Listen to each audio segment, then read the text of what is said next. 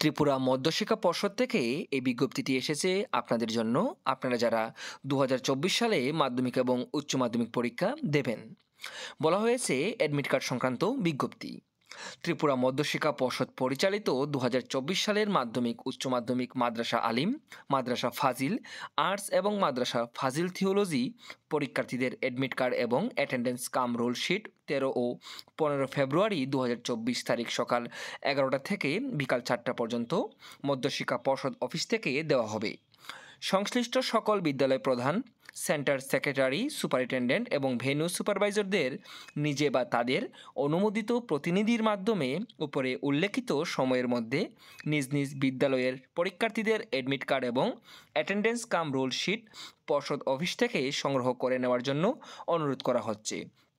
প্রিয় ছাত্রছাত্রীরা, আপনারা বুঝতেই পারছেন, আপনারা যারা মাধ্যমিক এবং উচ্চ মাধ্যমিক পরীক্ষা দেবেন ২০২৪ সালে, আপনাদের যে অ্যাডমিট কার্ড এবং আপনাদের যে অ্যাটেন্ডেন্স কাম রোল শিট সেটা আগামী ১৩ ও ১৫ ফেব্রুয়ারি ত্রিপুরা মধ্যশিক্ষা পর্ষদ অর্থাৎ টিবিএসসি বোর্ডের পক্ষ থেকে দেওয়া হবে।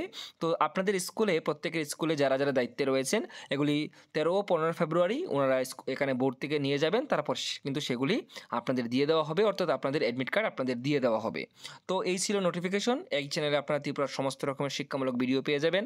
চ্যানেলের সঙ্গে থাকবেন। আপনারা অবশ্যই যারা আমাকে ইনস্টাগ্রামে ফলো করেননি, ফলো করার পাশে থাকবেন এবং আপনারা টেলিগ্রাম চ্যানেলে জয়েন হয়ে যাবেন। সেখানে ত্রিপুরার সমস্ত রকমের শিক্ষামূলক আপনারা বিজ্ঞপ্তি পেয়ে যাবেন।